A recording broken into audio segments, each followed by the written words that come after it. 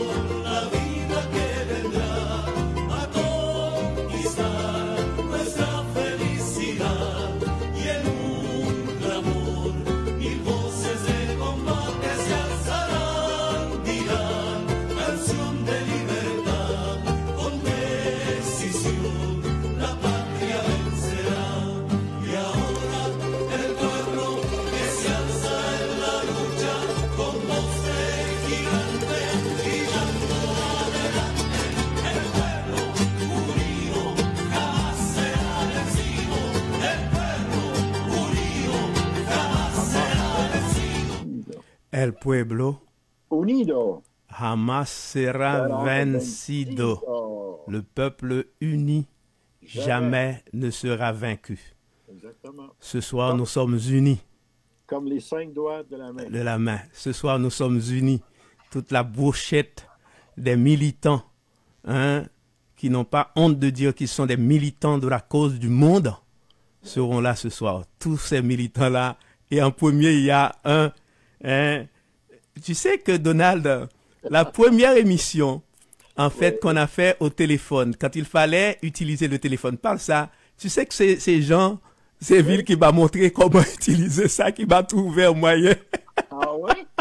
Ben oui, parce que je ne savais pas, c'est lui, je l'appelais, il me dit, fais ci, fais ça, il a trouvé des choses pour dire, il est là en attendant que j'ai accepté un autre. Bonsoir Jean, bonsoir Donald. Bonsoir, Jean. Bonsoir, Robert. Bonsoir, Donald. C'est toi qui as montré comment se servir des appels conférences, c'est ça? C'est exactement je ne saurais le contredire. Il l'a dit lui-même.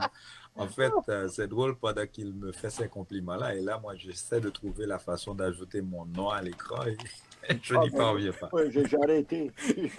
C'est vous. Johnny Laure est dans la maison. Ouais, dans la maison. Jenny est là. On accueille Jenny, messieurs. Salut, Jenny. Ben, elle n'est pas encore branchée, je pense. Mais j'ai vu son image. Bon, en tout cas, elle va parler parce que je l'ai acceptée. Elle va tout de suite intervenir tout à l'heure. Messieurs, en attendant que tout le monde arrive, parce qu'une bonne partie de l'émission du cabaret ce soir sera consacrée à Haïti. 1 heure de temps et demi qu'on va mettre pour Haïti, pour diverses raisons. On va aborder plusieurs moments de cette lutte pendant 2022. Et en dernier lieu, ce qui s'est passé ici à Montréal. On va aborder ça pour voir parce qu'il y a eu, dans le langage haïtien, on a dit un dérespectant qui a été fait. Donc, on va aborder ça. Alors, en attendant que les autres arrivent, messieurs, et je sais que Jean, tu n'analyses pas les choses haïtiennes parce que seulement, les choses haïtiennes seulement parce que tu fais le lien entre ce qui se passe à travers le monde et Haïti et comme on a toujours dit, c'est comme ça aussi qu'on va comprendre, c'est-à-dire l'agissement de l'impérialisme des autres pays, entre guillemets, des pays qui se disent civilisés, mais c'est des brutes. Hein. Alors, allons directement, messieurs, au Pérou. Au Pérou, ce qui s'est passé, président Pedro Castillo a été évincé. On l'a arrêté, il est en prison. Sa vice-présidente a pris le pouvoir. On a compris, c'était un coup d'État monté. Dans ce coup d'État, le premier pays qui a accepté, pour dire l'ex-président du Pérou, c'est les États-Unis. Et souvent, messieurs, on nous accuse de dire que c'est la théorie du complot, on voit toujours les États-Unis. Mais les faits parlent. C'est pas nous qui disons ça, parce que les États-Unis ne se cachent pas du tout. Quand il s'agit de démocratie un peu partout, on a vu, une autre personne est arrivée, continue Donald, continue Jean, parce qu'il faut que j'aille accepter cette personne-là. Je vous mets sur la piste, c'est le Pérou.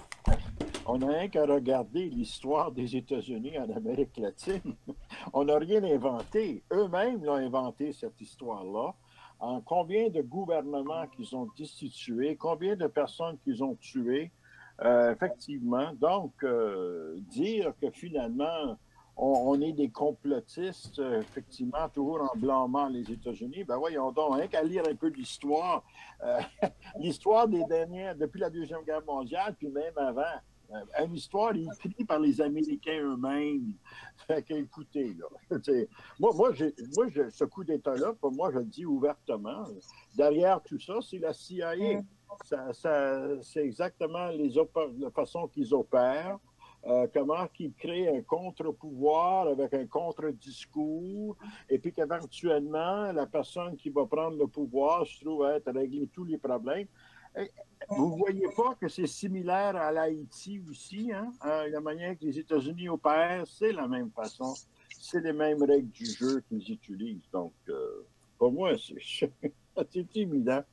C'est qu'effectivement, qu'on voulait se débarrasser du président du Pérou, autant que possible et au plus vite possible. Puis là, on voit que la vice-présidente va avancer les élections qui sont dues pour 2026, selon la Constitution péruvienne. Elle va les avancer à 2024. Comme si c'était quelque chose de fantastique, tout ça. Pour mettre qui au pouvoir, vous pensez? La droite et l'extrême droite? La CIA, les États-Unis d'Amérique, qui se cherchent effectivement des pieds à terre un peu partout en Amérique latine depuis un an. Hein, depuis un an. Là, ils n'ont même plus la Colombie, hein, avec Gustavo Petro. Ils voient le Chili, ils voient l'Argentine. Lula qui prend le pouvoir au Brésil. Donc, c'est clair, il faut qu'ils cherchent un pied à terre. Il faut qu'ils se retrouvent, effectivement. Puis, c'est le Pérou. Bon, par ça, peut-être qu'il y en aura d'autres aussi, mais pour l'instant, c'est ça. Jean, la question, on a vu l'université occupée par les étudiants, l'aéroport occupé, il y a le feu partout, il y a 18 morts, l'armée du pouvoir, de l'extrême droite, de la droite péruvienne, on commence à assassiner les gens. Jean, quelle est ta lecture de ça, toi, Jean? Beaucoup de leçons pour Haïti. Moi, je le dis souvent qu'il ne suffit pas pour nous de penser à remettre au pouvoir un gouvernement élu et démocratique en Haïti.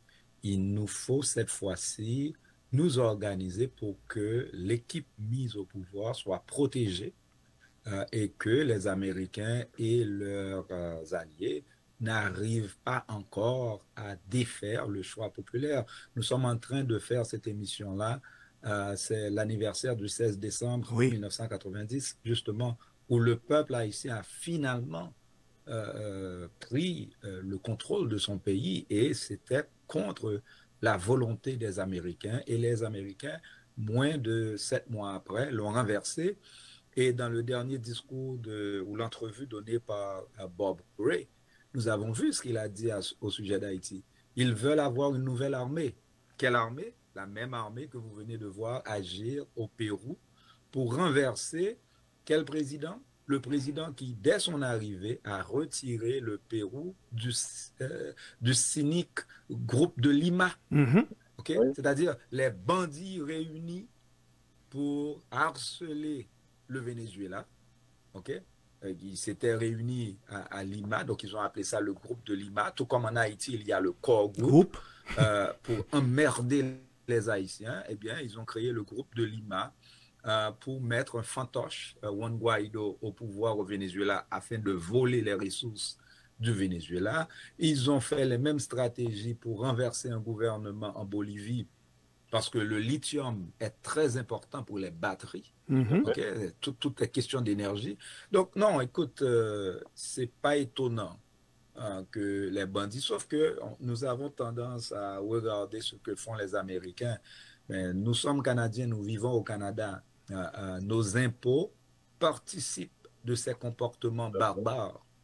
Parce que, de ce que j'ai compris, le gouvernement canadien a aussi suivi le grand bandit au sud pour applaudir ce qui se passe au Pérou. C'est grave, ça. C'est pas acceptable. Il nous faut vraiment penser à un autre modèle de relation entre les États et les peuples. Les Péruviens ont droit à choisir leurs propres dirigeants. Tout à fait. Moi, je n'accepterais pas ça que une coalition de Sud-Américains, je ne sais pas moi, d'extraterrestres, arrive ici pour renverser Justin Trudeau, pour nous dire que nous avons fait un mauvais choix, même si nous aurions fait un mauvais choix, c'est pas leur affaire. Tout à fait. Ils ne peuvent pas changer les gouvernements comme ça. Le péché est bien pour le Canada et bien pour le Pérou aussi et Haïti. Le péché qu'on reproche à Pedro Castillo, c'est d'avoir nationalisé, vouloir nationaliser et refaire une constituante. C'est-à-dire parce que ça a servi Fujimori, la droite depuis toujours. Donc, on a voulu que le peuple fasse réellement partie. Et ce que tu as dit tout à l'heure, Jean, c'est capital. C'est-à-dire, il ne suffit pas de mettre en fait quelqu'un au pouvoir. Il faut consolider ce pouvoir. Et comment consolider ce pouvoir? C'est avoir la force que la droite utilise, la même chose que la droite utilise. C'est pas en applaudissant comme ça qu'on va le faire. On a vu, on a expérimenté ça avec les branches d'arbres. On n'y arrive pas. On massacre. Donc, il faut que nous ayons les mêmes outils dont ils disposent. D'ailleurs, nous avons un avantage, nous avons le nombre. Alors, je dis bonsoir à Jenny. Bonsoir Jenny Lorsuli. Comment tu vas? Hein, je t'entends pas, Jenny. Jenny, il y a un petit problème avec ton micro. Voilà. Bon, voilà. Merci. Je vais bien. Je suis très contente de me joindre à l'émission à nouveau et d'avoir cette conversation. Merci de m'avoir invité. Ben, Jenny, tu sais que tu es chez toi, toujours bienvenue. Et surtout, on a notre camarade Jean Saint-Ville qui est là avec nous. Donc, on sait qu'on travaille ensemble depuis longtemps. J'ai voulu réunir cette équipe. Et nous aurons plus tard Chantal Ismé et Alain Saint-Victor qui vont nous rejoindre un peu plus tard. Donc, et c'est pas sans raison que j'ai essayé de réunir tout ce beau monde. Pourquoi? Parce que j'ai estimé ensemble, vous avez contribué d'une manière ou d'une autre à Cabaret des idées. Ce que nous faisons, nous essayons de joindre l'utile à l'agréable, de faire ce qu'on peut faire pour empêcher que les bandits nous provoquent. Et je dis bien, je pèse sur mes mots parce que quelque chose s'est passé dimanche dernier ici. C'est une insulte pour moi. Ici au Canada, malgré toutes les luttes qu'on a menées, c'est pas normal. On va dire que nous ne sommes pas démocrates. Nous sommes des démocrates. Mais sauf que Canada dit que c'est un pays de droit. Les criminels, il y a un endroit où ils doivent se retrouver et après avoir purgé leur peine, ils peuvent revenir en public. Mais pas avant d'avoir purgé les peines, ils n'ont pas le droit de provoquer des gens. On va en parler. Je dis bonsoir à Franz André Troyo qui est là avec nous. Salut Franz. Oui, bonsoir. Bonsoir à tous. Merci encore Ismaël de nous rejoindre. Vous savez très bien que ce qui s'est passé ici au Canada, effectivement, ne représente pas ce qu'est un état de droit et de loi. Et nous avons des gens qui viennent jusqu'ici au Canada nous provoquer et même nous faire des menaces et même nous attaquer. Donc, on va en discuter tout à l'heure. Effectivement. Mais je pense que cette chose-là doit être diffusée largement. OK. Jenny, alors tout à l'heure, on parlait du Pérou, Jenny. Je sais aussi, tu aimes faire ces genres d'analyse parce que tu sais que tout est lié. C'est-à-dire qu'il n'y a pas un pays séparé ou bien un mouvement séparé. L'impérialisme reste l'impérialisme. Actuellement, au Pérou, Jenny, les étudiants occupent les universités, les paysans sont dans la rue, on bloque les rues, mais l'armée agit. L'armée tue. Il y a jusque-là beaucoup de blessés, 18 morts. Et ce qu'on appelle les couvre-feux sont déclarés sur tous les territoires péruviens. Quelle est ton analyse par rapport à ce qui se passe au Pérou, Jenny? Ce qui se passe au Pérou, c'est le résultat de une autre, un coup finalement. C'est un coup d'État qu'il y a eu. Il y a eu la droite péruvienne qui n'a pas accepté finalement que ce président-là, qui était là depuis 1 an à peine, qui avait été élu par le vote populaire, puisse changer les choses. Et ce qu'on constate avec l'armée, justement, c'est que l'armée est du côté de la droite.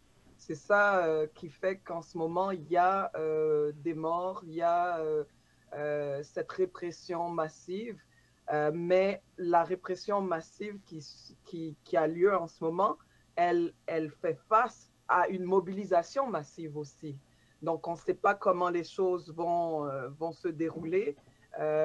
C'est certain que le type de mobilisation qu'il y a au Pérou, c'est du jamais vu. Moi, j'ai entendu dire qu'il y avait du blocage dans les aéroports, il y avait une mobilisation de tous les secteurs, pas seulement des étudiants, donc des secteurs, différents secteurs économiques qui étaient vraiment bloqués et qui avaient les paysans qui se sont joints avec une partie de la gauche plus urbaine.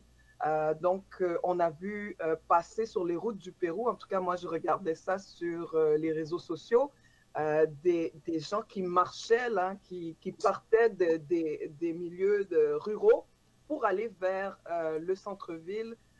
C'était une colonne de gens, c'était assez impressionnant. Donc, ce qui se passe, c'est réellement un ras-le-bol populaire, une révolte populaire contre cette droite-là qui refuse, qui fait obstacle au changement. Et j'espère qu'ils vont être victorieux. C'est ce qu'on doit espérer. C'est sûr que c'est inquiétant de voir comment l'armée réagit. Et j'espère que la répression ne va pas augmenter. On sait qu'il y a les États-Unis, il y a les Occidentaux qui soutiennent cette droite, qui soutiennent cette armée. Donc, c'est ça mon inquiétude à ce stade-ci. Donald.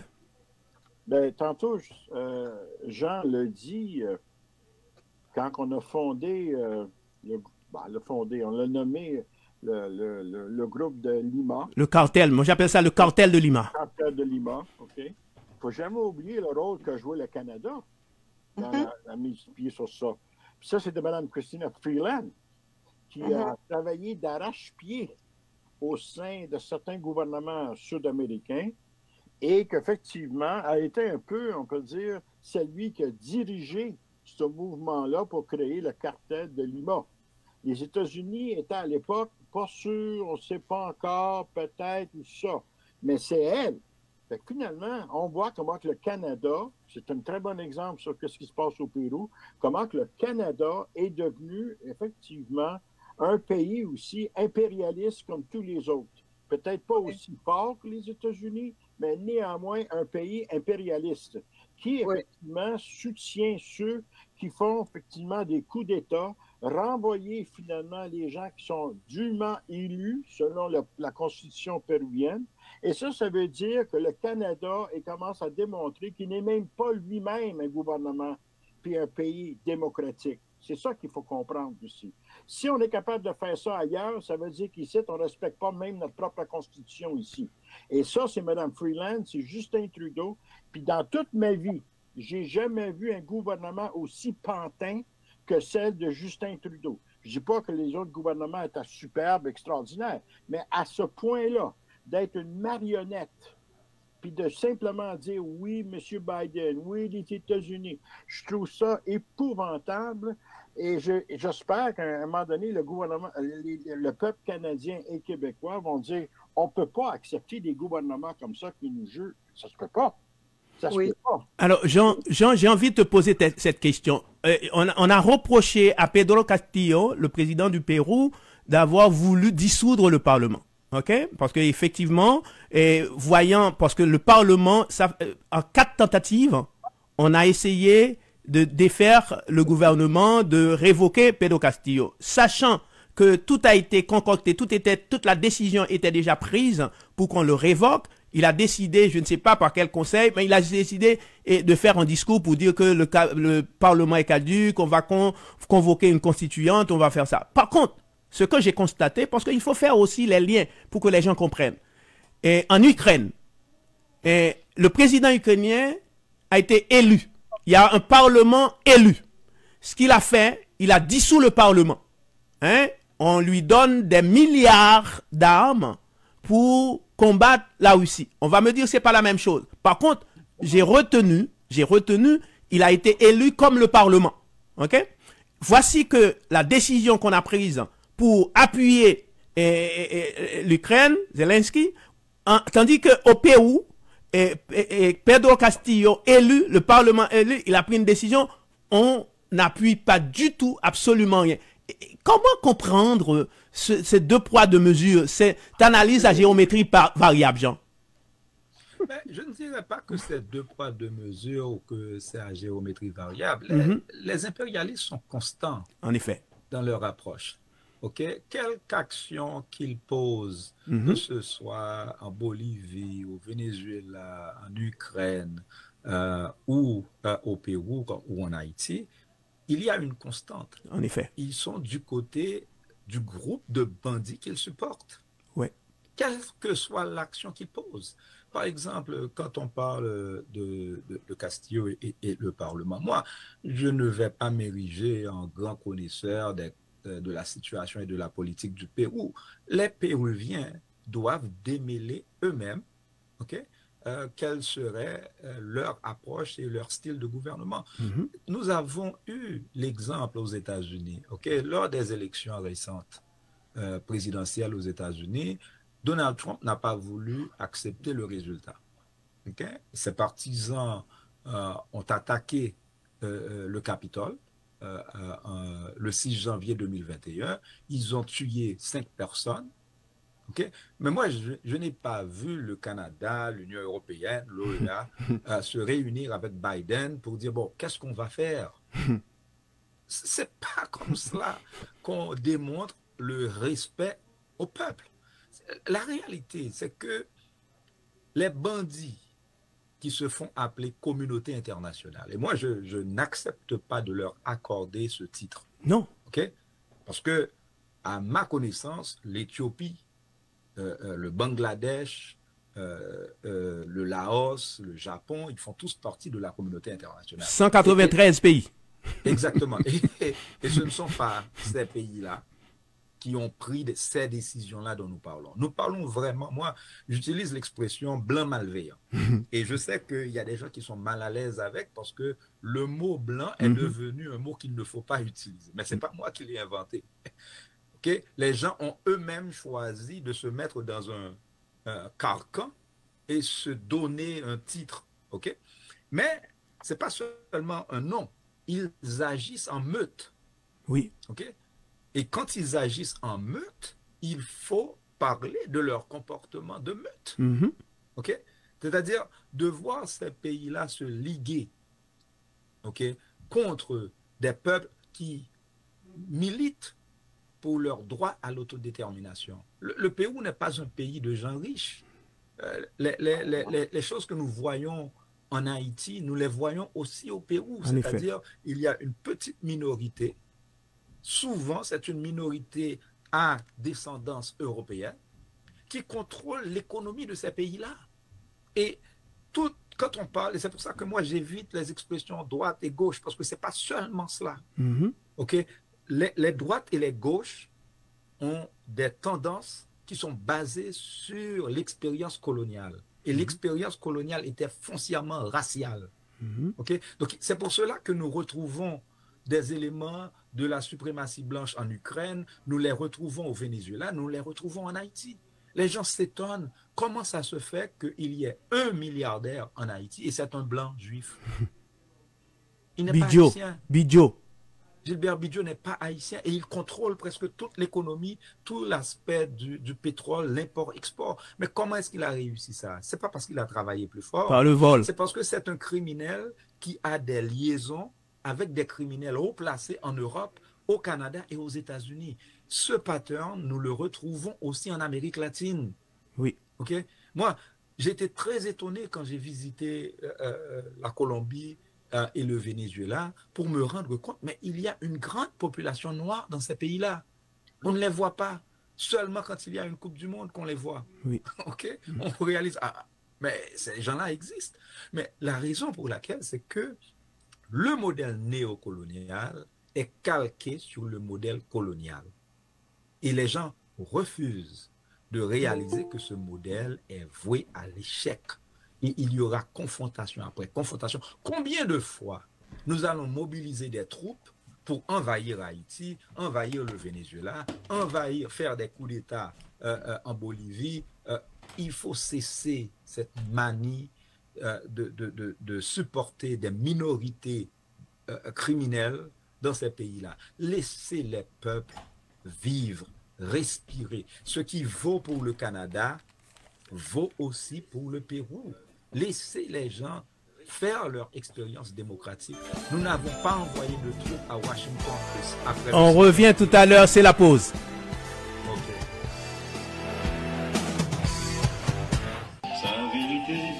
Après une pause due à la Covid-19 et pour rentrer de plein pied dans son 21e anniversaire, CPAM lance la caravane de la solidarité. Ne vous en faites pas, c'est la même opération de panier de Noël sous un autre nom. Jusqu'au 20 décembre, apportez vos dons à CPAM 3390 Crémazie Est ou appelez-nous au 514-790-2726. On viendra les chercher. Vous avez de la misère avec l'inflation? Pensez une seconde à ceux qui avaient déjà de la misère à se trouver un repas par jour. Donnez au suivant. Participez à la caravane de solidarité de CPAM jusqu'au 20 décembre. Alors on essaie. 1, 2, 1, 2. Salut, je suis Joël Humaya, chanteur du groupe Zéclé. Vous êtes sur CPAM depuis Montréal, Québec. Québec. Yo. Alright. Salut tout le monde, ciao. 18h32, je rappelle, vous écoutez Cabaret des idées. Cabaret des idées, l'émission qui revient tous les vendredis, 18h-20h. Ce soir, nous avons... Aïe. J'ai ça, je dois enlever l'ordinateur. Donald, c'est l'ordinateur qui me fait défaut, j'arrive. Donald, vas-y Donald. Ben, effectivement, le Cabaret des idées, ça fait plusieurs années qu'on existe, mais c'est intéressant de voir ce soir que finalement, on va passer 1h30 à discuter toute la question haïtienne et aussi voir les analyses, où on est rendu dans la lutte, comment il faut poursuivre cette lutte-là. Puis on voit qu'il faut le poursuivre d'une façon vraiment, disons, dynamique, parce que quand on est rendu à recevoir, comme le Canada a reçu, il faut le dire, cette espèce de, quand on dit de bandit, c'est un bandit qui est venu s'intégrer ici au Québec, à Ville-Saint-Laurent pour faire des discours, etc., etc. Ça veut dire que le gouvernement canadien l'a accueilli. Soyons honnêtes, là. Donc, ça veut dire qu'il va falloir regarder tout ça. Ça veut dire que la lutte n'est pas juste là-bas, la lutte est ici aussi. Parce qu'ils sont chez nous. Et c'est pour ça qu'il faut les planter quand on dit en bon québécois. Alors, on dit bonsoir à Chantal Ismé. Bonsoir Chantal. Bonsoir Ismaël, bonsoir tout le monde. Ça va bien? Oui, ça pourrait aller, oui. Ça pourrait aller. Alors, Donald l'a introduit tout à l'heure. On rentre là-dedans. Mesdames, messieurs, et dimanche dernier, ceux-là qui n'étaient pas à l'écoute, avant dimanche, on avait annoncé l'arrivée d'un bandit. Quand je dis bandit, c'est pas parce que je n'aime pas une personne ou bien quoi que ce soit. Je n'ai rien à voir, rien à cirer avec une personne en particulier. C'est des faits. Moi, je parle avec les faits. Claude Joseph était ministre des Affaires étrangères, je pense, à 2 reprises, sur le gouvernement de PHTK. Claude Joseph, c'est premier ministre de PHTK.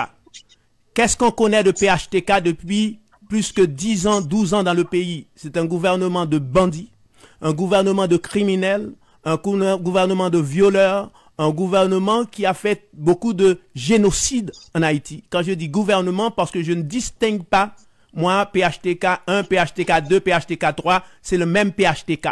Qu'il s'agisse de Michel Martelly, qu'il s'agisse de Jovenel Moïse, qu'il s'agisse de Henri, comment il s'appelle déjà, le docteur Ariel Henry, c'est 3 versions du même PHTK.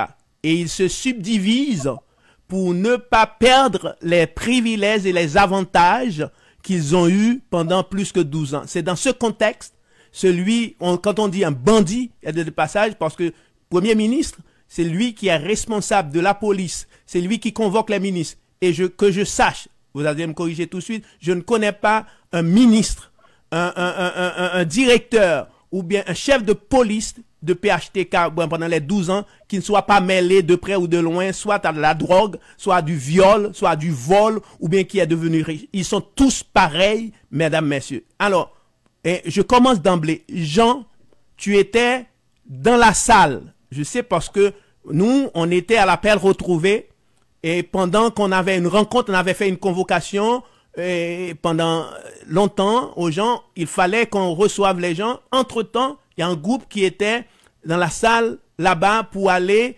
faire comprendre à Claude Joseph qu'il n'était pas, qu'en tant que membre du PHTK, qu'il n'était pas bienvenu à Montréal. Tu étais dans la salle. Explique-nous comment ça s'est passé, parce que moi, quand je suis arrivé plus tard, on ne m'a pas permis d'y rentrer. Explique-nous comment ça s'est passé le début, Jean. Merci. Oui, bon, écoute, premièrement, je te remercie, Robert Ismaël, de faire cette analyse pour les mises au point et tout ça, parce que c'est un événement vraiment qui nous a permis de confirmer que justement Claude Joseph fait partie des bandits PHTK, puisque le comportement qui a été observé dans cette salle-là est tout à fait logique et suit le comportement habituel du régime PHTK. La salle est une salle quand même assez grande. Moi, quand je suis arrivé, j'étais au rez-de-chaussée et je regardais arriver les gens. Ça a commencé plus tard que prévu. Et j'étais accompagné de mon partenaire, on était assis et nous attendions le début des événements. Et donc, à un certain moment, il y avait deux co-animateurs qui accueillaient les gens et tout semblait aller assez bien. Et tout d'un coup, ils annoncent un changement au programme. Il devait y avoir d'autres personnes qui prennent la parole. D'ailleurs, dans le programme qu'ils ont remis, il y avait tout un programme qui commençait à 6 heures et qui terminait à 9 heures du soir. Beaucoup de personnes devaient prendre la parole. Finalement, les gens commençaient à improviser pour dire que voulez-vous voir Claude Joseph tout de suite? Alors là, les autres discours qui devaient avoir lieu annulé et on fait une entrée triomphale à Claude Joseph qui rentre et puis ses partisans l'acclament et tout ça. Alors, bien entendu, l'animateur demande à tout le monde de se mettre debout pour acclamer Claude Joseph. Alors, écoute, tout le monde n'était pas là pour acclamer un roi, donc il y a des gens qui sont restés assis, dont moi-même. Alors, il faut dire que dès le début, ils envoyaient des gens scruter la salle. Ils savaient exactement où était assis telle personne, parce qu'il y a des gens qui sont connus quand même dans la communauté. Et ce qu'ils ont fait, que nous avons compris après, c'est qu'ils ont placé des bourreaux à des endroits stratégiques pour intimider les gens. Et justement, dès son entrée, Claude Joseph ne fait pas de discours, mais commence à scander qu'il nous avait dit qu'on ne pourrait pas venir au Canada. Nous sommes venus au Canada. Après la France, c'est le Canada. Et s'ils viennent avec la violence, nous allons les... Il y a personne qui a rien dit au type. Et il commence par faire des menaces lui-même, le soi-disant intellectuel. Alors là, il va en avant et il continue à haranguer comme ça. Et il se trouve que des militants qui étaient dans la salle ont commencé à organiser la distribution de pancartes. Comment on dit ça là? De pancartes. D'affiches. Et moi, justement, il y a une dame qui était assise à côté de moi qui a commencé à sortir. J'ai dit, mais attends. Mais là, à un certain moment, la dame ne pouvait plus. Elle a sorti sa pancarte. Et une fois qu'elle a fait ça, de façon spontanée, différentes personnes se sont mis debout dans la salle et ont commencé à répondre à la provocation de Claude Joseph, qui commençait à parler de violence et tout ça. Et les gens ont commencé à l'invectiver, à l'appeler assassin. Et tout de suite, il y a eu certains des gorilles mobilisés pour la cause ont commencé à intimider des gens, mais surtout des femmes. Et ça, vraiment, comme j'ai dit, cet incident a confirmé pour moi que c'est la marque fabrique ou la marque de fabrique, comme on dit, ou l'ADN des PHTK. Comme vous savez, Michel Martelly, dans sa gloire, pendant qu'il faisait campagne pour Jovenel Moïse, s'est rendu à Miragouane. Et il y a une dame à Miragouane qui eut à demander à Michel Martelly, mais il y avait des promesses de projets de développement à Miragouane, nous n'avons rien vu. Et Michel Martelly, devant tout le monde, entouré de ces gorilles, Wowo Nelson, tous ces lâches, a menacé la dame de viol. Nous l'avons tous vu. Tout à fait. Donc, le fait que la semaine dernière, dimanche, nous avons vu, ils ont envoyé surtout des hommes, qui ont menacé. Moi, je l'ai vu, une dame qui était juste à côté de moi. Je ne donne pas plus de détails parce que nous allons gérer la suite après. Mais à répétition, et cette personne-là était assise, n'avait même pas une pancarte en main.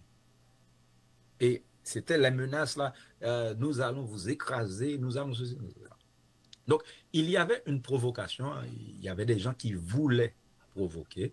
Et moi, j'ai pris ma caméra et j'ai commencé à filmer et à expliquer ce qui se passe. Et je crois que vraiment, nos caméras, c'est la meilleure défense que nous avons parce que le monde entier pouvait voir le comportement des bandits.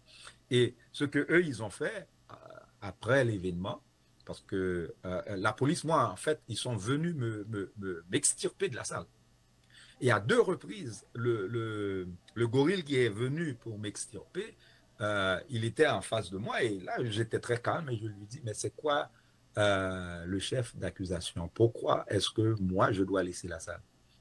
Et là, son visage a transformé, il ne savait pas quoi dire. Parce que c'était quand même un type qui n'était pas complètement idiot. Il voyait qu'on lui demandait de faire quelque chose qui n'était pas normal. Apparemment, on lui a dit que non, il faut que vous sortiez Jean Saint-Ville de la salle. Et il est revenu avec d'autres bourreaux. Et ils étaient plusieurs à me tirer de la salle pour sortir. Et là, finalement, arrivé en avant des policiers, il faut dire que les policiers étaient quand même courtois. Je ne sais pas quelle a été l'expérience des autres camarades, mais de mon côté, quand je suis sorti, les policiers essayaient aussi de me convaincre de sortir. Et j'ai dit, mais non, c'est une assemblée où on va parler de mon pays natal, je suis ici, je ne vois pas pourquoi je dois sortir. Finalement, mon épouse m'a convaincu que c'était mieux de sortir et voyant qu'ils continuaient à harceler d'autres personnes, c'est plus tard que moi j'ai remarqué qu'il y avait notre collègue Jean-Fils Aimé. Ok, Marie aussi. Non, Marie, qu'ils avaient aussi attaqué. J'allais voir cette vidéo-là après coup. Mais nous sommes sortis et à l'extérieur, il y avait des mobilisations, des gens qui... Maintenant, les policiers ont bloqué l'entrée. Donc, les personnes qui étaient sorties ne pouvaient plus rentrer et ceux qui étaient à l'extérieur ne pouvaient plus sortir. Donc, c'était un peu compliqué et c'est pour ça que la journaliste de Radio-Canada elle-même expliquait qu'apparemment, même les journalistes ne pouvaient plus rentrer.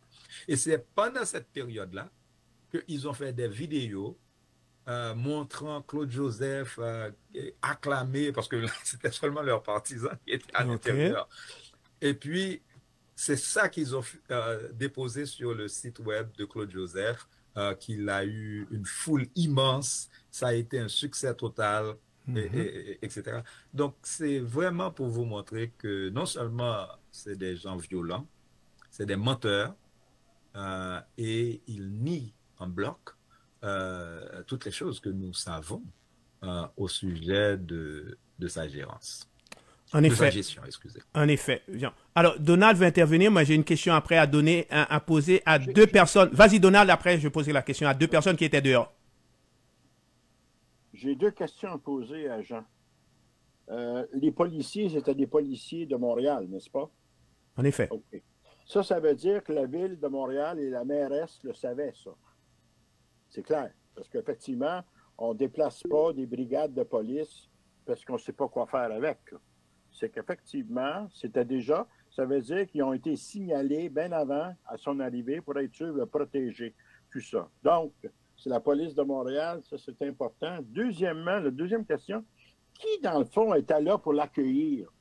Des gens de la communauté haïtienne, des gens, qui exactement? Des gens connus dans la communauté, des gens qu'on connaît, des gens qui sont proches de ce mouvement-là, qui vivent ici à Montréal. C'est à quoi exactement? Jean, c'est toi qui étais dans la salle, hein. Tu peux nous répondre? Ouais, non, mais Jenny et Franz et Yves étaient aussi dans la salle. Hein. Ok, non, j'allais leur poser la question parce que je pensais que moi, quand je suis arrivé en retard parce que Jenny, Franz et moi, on était ensemble. Ils sont partis avant moi. J'allais leur poser la question, à savoir dehors, comment ça se passait. Je pensais qu'ils étaient dehors parce que quand je suis arrivé, on m'a pas permis d'y rentrer. C'est pour ça que je te dis par rapport à la question de Donald. Et c'est clair que moi, j'étais là dès le début. C'est ça. Même avant le début des événements. Donc, j'ai pu voir le déroulement des choses. Et cette question que Donald a posée est importante parce que, justement, j'ai vu qui était, parce que quand il faisait les préparatifs, qui était dans le comité d'accueil. Et l'une des personnalités connues de la communauté est ce certain Busta John. Justement. Le certain Anaël Joseph. Et lui, ce que nous savons de lui, qui a été publié l'an dernier, en octobre dernier, il y a un mandat d'amener de l'État haïtien parce qu'il était rentré en Haïti et il était accompagné du criminel notoire Jimmy Cherizier, l'ancien policier, et mieux connu sous le nom de Barbecue. Et cette association-là lui a valu une fuite du pays. Il est passé par la République dominicaine et l'État haïtien a émis un mandat d'amener. Maintenant, on va me dire que l'État haïtien actuel, c'est un État bandit. Et puis, oui, mais ce que je veux dire, c'est que... C'est ce qui existe, c'est ce qui est là. Claude Joseph essaie de se présenter comme un intellectuel qui diffère du reste de PHTK. Et qui est son allié? C'est des gens qui sont avec Barbecue. Et l'animateur, l'un des co-animateurs de l'événement, qui était en avant dans son comité d'accueil, est un associé de Michel Martelly. Okay? Très connu aussi, un certain Sylvain Bernier. Donc, c'est-à-dire, il n'y avait pas d'autres personnes notables, bien connues dans la communauté qui étaient impliquées.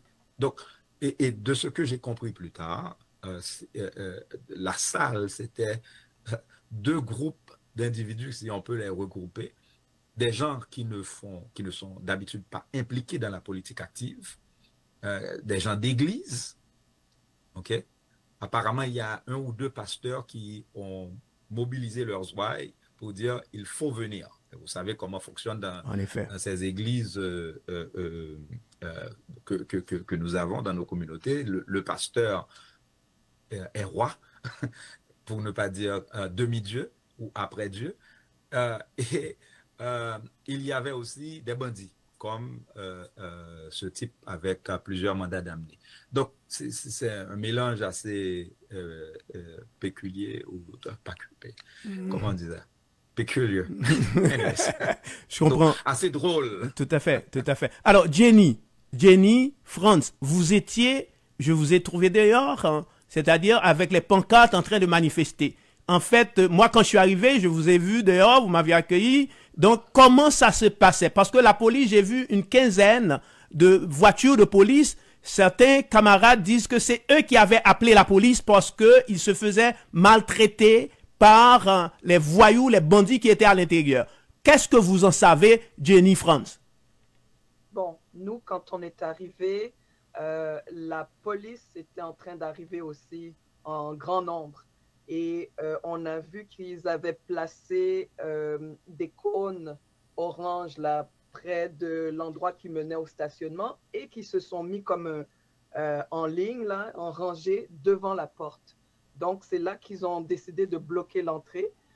Moi, j'étais là avec mon mégaphone et je me suis dit, bon, alors, il doit se passer quelque chose à l'intérieur. Moi, à l'extérieur, je vais commencer à scander Claude Joseph, assassin, Canada complice. Et donc, c'est ce que j'ai commencé à faire. Puis, au fur et à mesure, je voyais arriver d'autres personnes qui se sont mis à scander aussi. Et pendant ce temps-là, Franz, il faisait un live.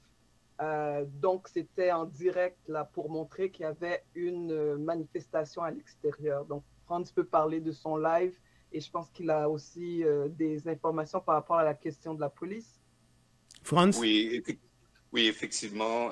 Bon, on va accueillir Yves Engler, qui est notre frère de tous les jours. Ah, ben tout à fait. Il est avec nous, et puis Yves était à l'intérieur également, il pourra en parler un petit peu. Tout à fait. Avant, on va en fait, Yves était celui qui avait presque touché Claude Joseph, en fait. Il était le plus proche. Allez, complètement en avant. Oui. Complètement en avant. Bon, alors, ce qui est arrivé, c'est que, effectivement, quand Jenny et moi nous sommes arrivés avec la première voiture de police qui est arrivé. Et en fait, celui qui, tu me permets de dire, celui qui mettait les cônes, c'était un employé, je pense, de la salle. Oui. Et nous avions peut-être à ce moment-là à peu près 5 de nos camarades qui étaient à l'extérieur. Effectivement, nous avons stationné. Jenny a été avec le porte-voix. Je suis arrivé avec mon live et nous filmions et puis nous scandions.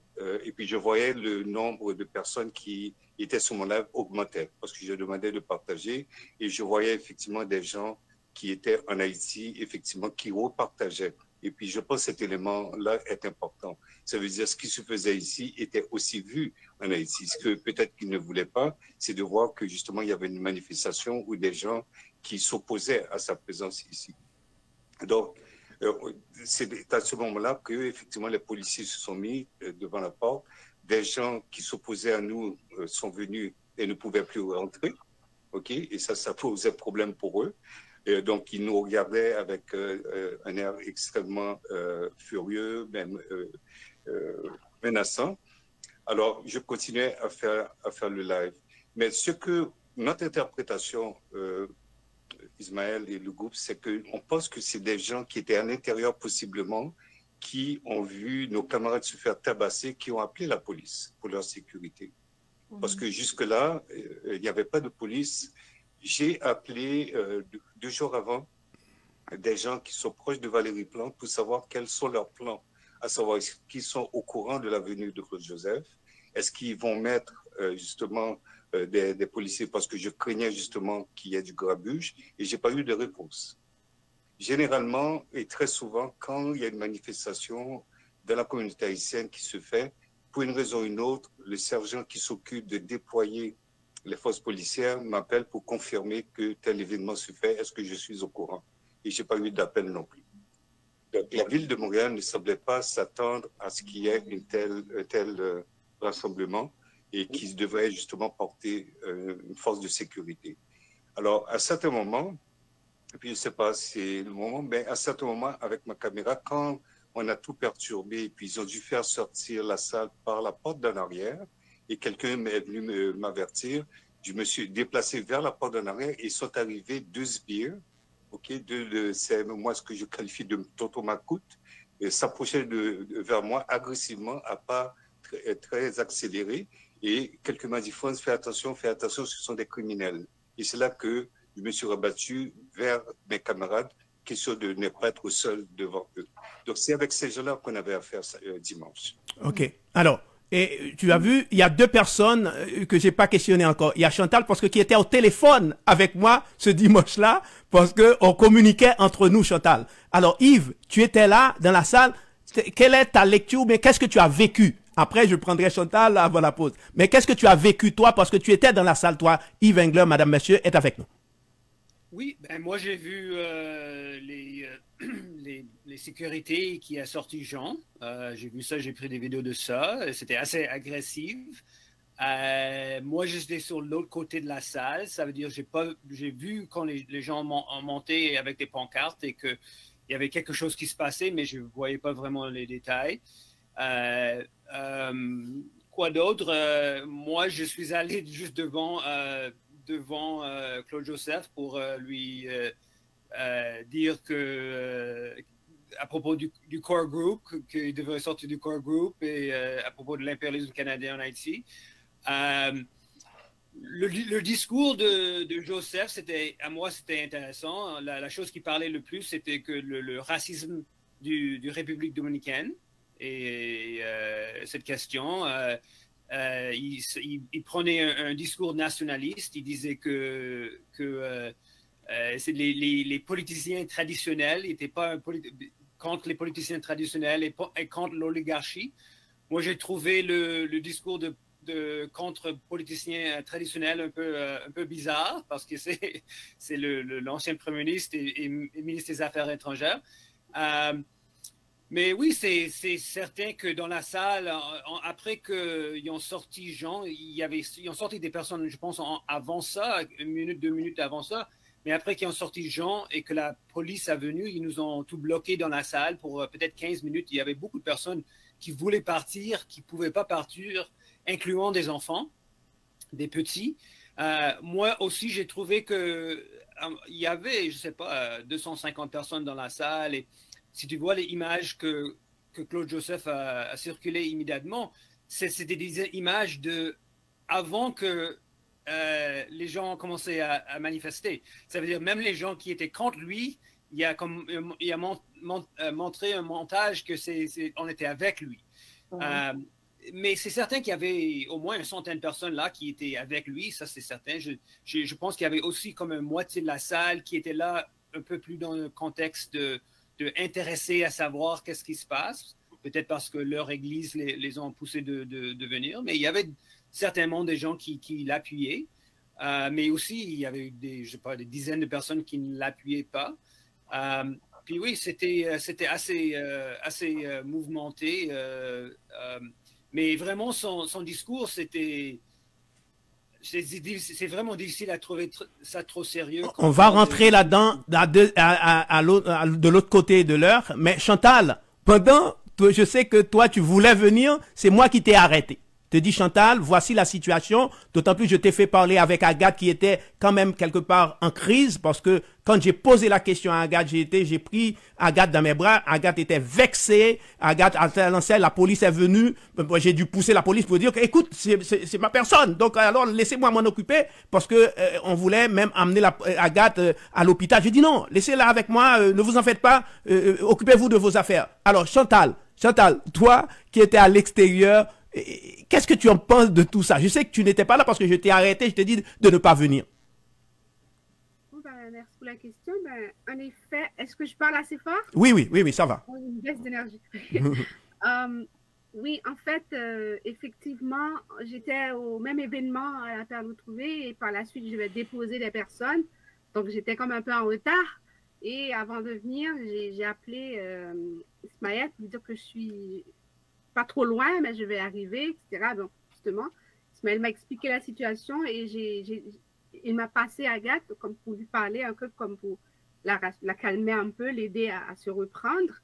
Et effectivement, ce qui m'était décrit, c'est ce que vous venez de dire, que c'était une ambiance où la police, qui devait être en train de vous protéger, semblait, en tout cas de ce que j'avais compris au téléphone, semblait être un peu agressif envers vous aussi.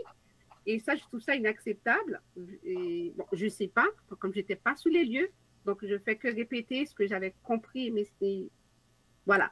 Mais par contre, je peux peut-être opiner sur M. Joseph en tant que citoyenne haïtienne.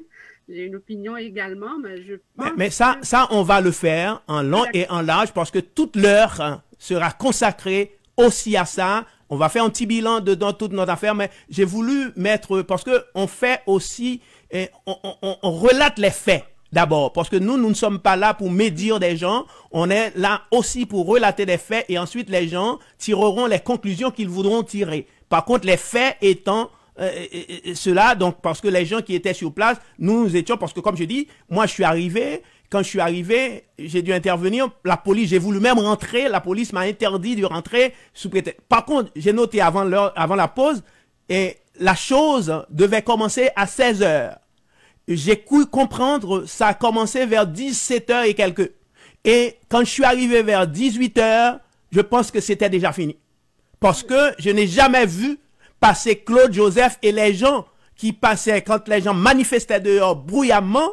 Donc, c'est des gens qui couraient dans leur voiture, qui s'affolaient à partir. Comme Jean a dit, il y avait des enfants, donc il fallait protéger ces enfants-là. Alors, moi, j'ai parlé à un policier. Je dis au policier, regardez, nous qui sommes là, nous ne sommes pas des gens agressifs, nous sommes des gens connus. Je donne mon nom, si vous voulez. Par contre, ce qui se passe, c'est un criminel qui est là. Je ne comprends pas que mon agent, mon policier, vienne protéger un criminel.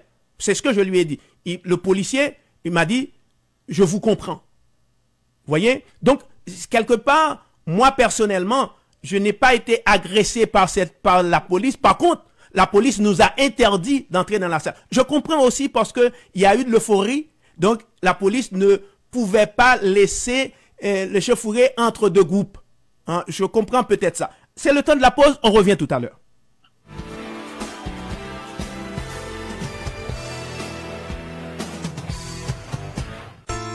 Vous avez un projet pour vous ou pour un membre de votre famille en matière d'immigration? Confiez-vous à un professionnel qualifié, reconnu et autorisé. Pour vos besoins en matière d'immigration, un seul nom, une seule référence. Cabinet d'immigration Hercule. Pour le regroupement familial, réfugiés, travailleurs qualifiés, considération humanitaire, permis d'études, permis de travail, visa de visiteur, appel en cas de refus, défense et représentation devant la CSR, cabinet Hercule. Pour une consultation ou un rendez-vous, présentez-vous au 96 à 58 boulevard Saint-Michel entre Industriel et Sauvé. Téléphone 514 616 2024 au 514 725 2024.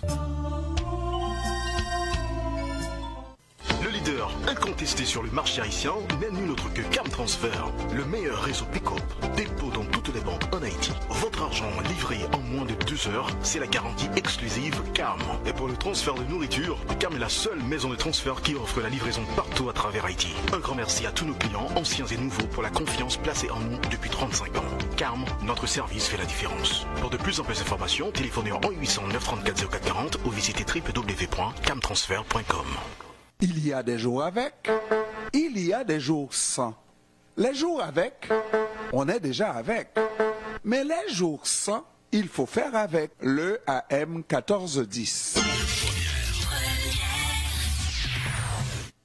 Alors, 19h02, je rappelle, vous écoutez Cabaret des idées. Cabaret des idées, c'est cette émission qui revient tous les vendredis, 18h-20h, Donald Kucholeta, Robert Ismaël. Nous avons ce soir avec nous Jafrika Jean Saint-Ville, notre ami de toujours, notre militant, notre camarade, et Franz-André Trouillot qui est là avec nous, Jenny Laure-Sully, Yves Engler, Chantal Ismé, et Alain devait venir, ben je pense vers 19h, il va apparaître parce que c'est notre dernière émission avant la pause. Donc j'ai voulu réunir cette brochette de gens qui... parce que j'ai remarqué, mesdames, messieurs, il y a ce que je peux appeler un manque de militance dans notre communauté. Parce que j'ai vécu, ça fait longtemps que je suis là. Pour ma part, je pense la plupart d'entre nous, c'est la même chose. Nous avons participé à presque tout ce qui concerne la communauté haïtienne. Nous ne nous sommes jamais cachés. Mais il me semble que de nos jours, il manque quelque chose. C'est pour ça que je vous ai réunis, parce que vous avez encore du boulot.